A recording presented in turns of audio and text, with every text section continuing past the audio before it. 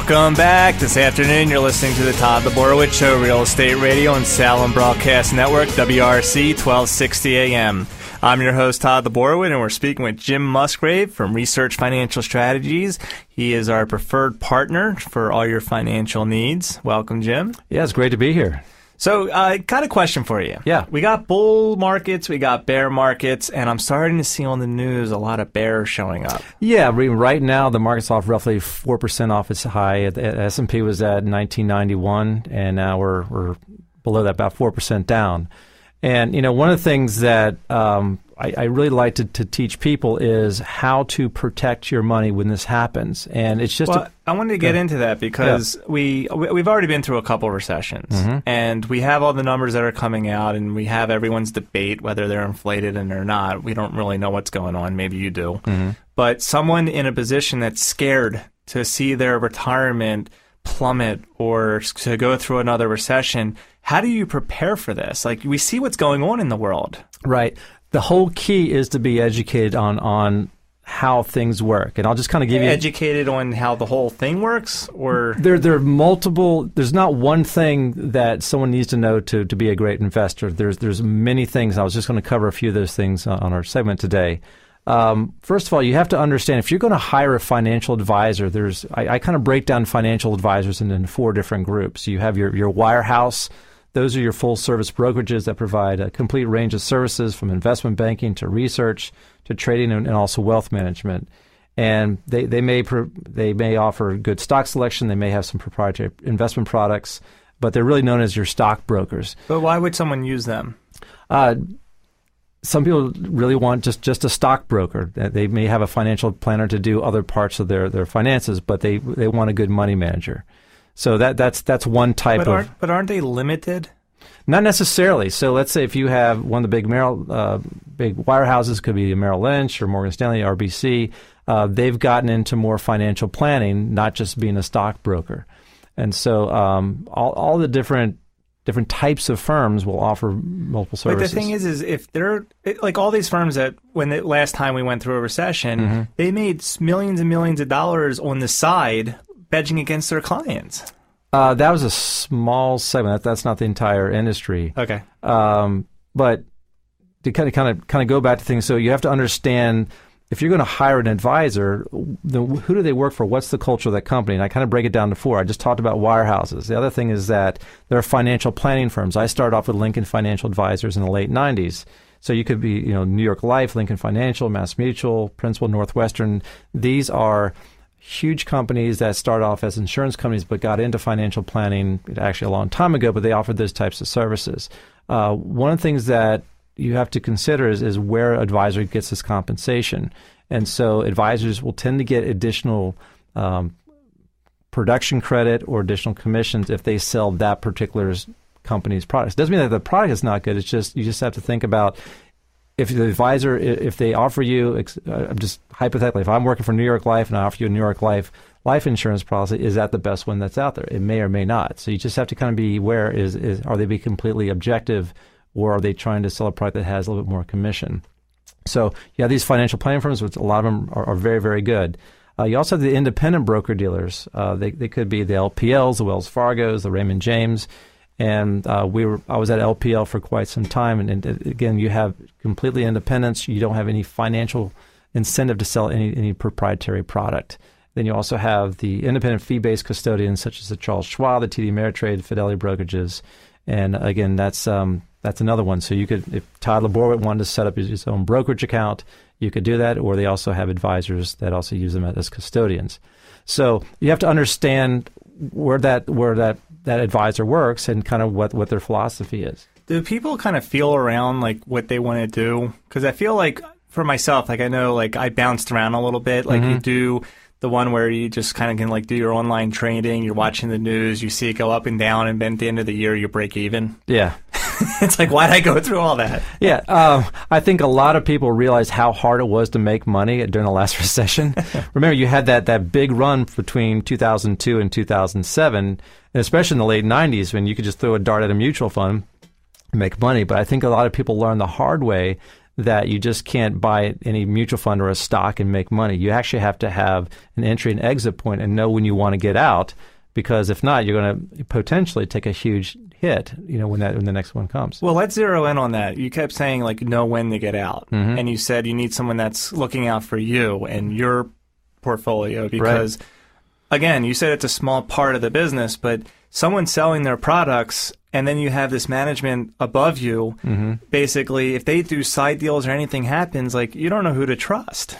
Yeah, I mean, there's advisors fall into typically two different categories: commission-based and fee-based. Okay, so commission-based is I sell Todd Leborowitz A, B, or C share mutual fund. I get a commission on that. I may sell you a fixed equity index or a variable annuity. I would get a commission on that. Sell a life insurance product. I get a commission on that. So that is a commission-based advisor. They have to sell you a product to make money. The fee-based advisors, again, they charge a small advisory fee. So if you make more money, they make more money. If you lose money, they lose money. And so the fee-based is, in my opinion, more advantageous, because if you have another 2008 situation and the market just drops and drops and drops, goes down from 10, negative 20, negative 30, sometimes cash is the best place to be. I'd rather make nothing or make 10 basis points versus losing 20, 30, 40%. So a fee-based advisor, you're basically paying them to manage your portfolio. If they have to go to cash or to do different investments, depending on what the market is doing, they have a lot more flexibility to do that. And so it's in my opinion, it's in the client's advantage to do that. The buzzword today is fee-based. Is you have a specific... Yeah, you're paying a fee for advice. Right. And your advice is what you're making your money on, not just a commission because you sold a product that needed to be sold. Correct. And the way the industry is going is that I read a lot of the financial magazines, and there's this term called robo-advisor. So you have companies like Vanguard, great company, by the way. Even Schwab is doing it. So you have advisors within these big firms or mutual fund companies that are providing investment advice for free, or basically they're doing asset allocation models. It's basically just a model with an algorithm, and that's what they're selling. And so it's advisors like us, if we're going to charge a small fee for a client, we have to show that we are worth the money that we're being paid. And so that's really where we add value, is having that sell-side discipline to manage risk and minimize the volatility as well as losses in a portfolio. Wow. Well, by the way, if you're just tuning in, I have with me Jim Musgrave with Research Financial Strategies. He's our preferred partner with all your financial needs. I'm your host, Todd Leborowitz, and you're listening to Salem Broadcast Network, WRC 1260 AM. Now, Jim, there's a saying, I don't know the exact saying, but something about once you know the stock's going to take a hit anyway, by the time you, the consumer... Yeah, consumers are generally... the last to know. Yeah, the last to know. So there's a report called Dalbar, and it's the QAID, and it make a long story short, they did a lot of research on how investors, their behavior, and typically individual investors are too late to get in and they're too late to get out, and they tend to be emotional, and so across the board, many investors are just not very, very good. I mean, the average equity mutual fund investor lost 5.73% in 2011 compared to a gain of 2.12% that by simply holding the S&P 500. And so when you actually look at both equity and fixed income mutual funds, they've basically underperformed the market in 1, 3, 5, 10, and 20-year on an annualized basis. So you can see across the board in a short period of time or a long period of time that individual investors typically underperform the market.